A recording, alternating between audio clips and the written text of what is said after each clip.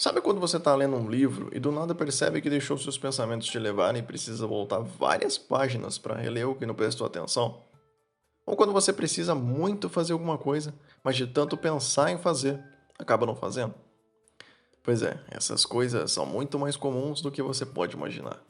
A gente vive tão atolado na correria do dia a dia que tudo parece ser automático, mas quando nós precisamos de fato se concentrar em alguma coisa, os nossos pensamentos parecem tomar conta da nossa cabeça e a gente se perde.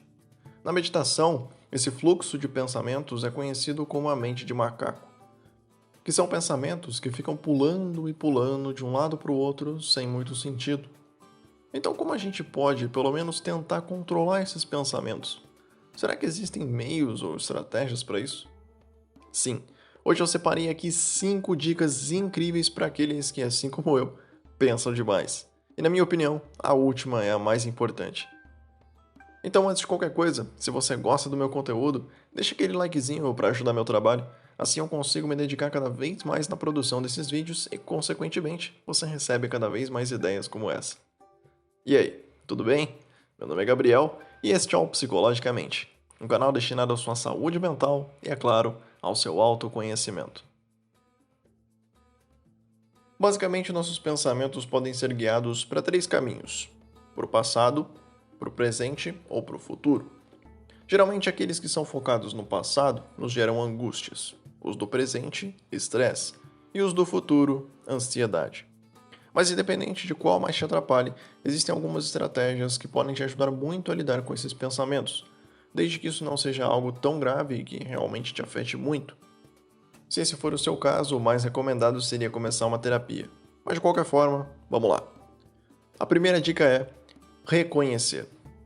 Assim como qualquer dificuldade que a gente sofre em nossas vidas, reconhecer que precisa de ajuda ou que algo não está certo é o primeiro passo. Às vezes a gente costuma ignorar os nossos problemas achando que eles não são nada e que com o tempo tudo passa.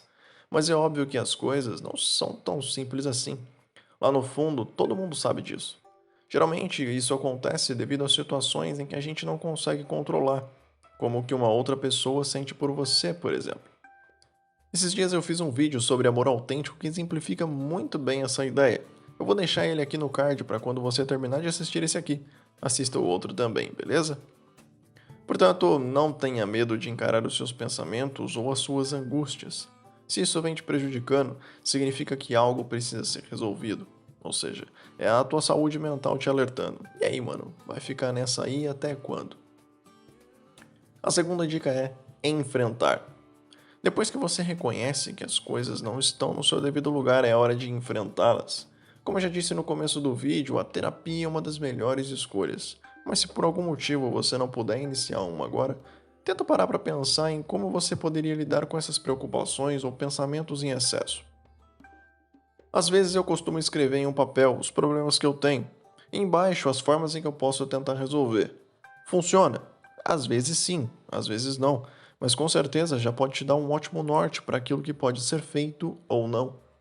Nem sempre você vai ter total clareza sobre como conduzir um problema. Uma vez ou outra, ele pode ficar ali te atormentando por um longo tempo sem que você saiba exatamente o que fazer. Então, escrevê-los num pedacinho de papel pode sim te ajudar a organizar as suas ideias e, quem sabe, te dar uma luz. A terceira dica é meditação. A meditação pode ser uma prática incrível para algumas pessoas, mas ao mesmo tempo uma tortura para outras pessoas. Existem aqueles que falam: eu vou meditar por 30 minutos. Daí a pessoa começa e a cada 2 minutos fica olhando no celular para ver quanto tempo já passou.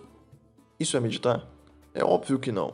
A meditação é um pouco complicada no começo, principalmente se você for uma pessoa ansiosa, mas com o tempo ela passa a servir como uma grande válvula de escape para o acúmulo de pensamentos que carregamos em nosso dia a dia. É como se a sua cabeça fosse uma pia com um tampão e os seus pensamentos fossem uma torneira aberta. Durante o dia ou a semana, aquela pia vai se enchendo, mas quando você começa a meditar, é como se o tampão fosse removido e a pia se esvaziasse. O foco da meditação é não pensar em nada, mas no começo você pode deixar os seus pensamentos livres, ou seja, fechar os olhos e deixar sua mente ir para onde ela quiser. E isso é engraçado, porque uma hora você pode estar pensando sobre coisas do seu trabalho, mas 10 segundos depois pode estar lembrando de um tombo que levou de bicicleta lá na tua infância. Sério, isso é muito louco. Então tenta, não custa nada, já que é algo que só tem a te beneficiar. A quarta dica é ter hobbies. Ter hobbies é algo fundamental para todo ser humano que se preze. Hoje em dia é muito comum a nossa cultura supervalorizar a ideia de produtividade e trabalho pesado. Trabalhe enquanto eles dormem. Faça isso se quiser ser milionário e blá, blá, blá. Quem dera se o mundo e as coisas fossem tão simples assim, né? Você precisa sim ter consciência do que precisa ser feito, mas também precisa conhecer os teus limites, conhecer os momentos em que a sua cabeça se esgota e você precisa se distrair um pouco praticando algum exercício, assistindo um filme, jogando videogame e etc. Isso depende de cada um. Portanto, não ignore as coisas que você gosta de fazer pela cultura da produtividade maluca.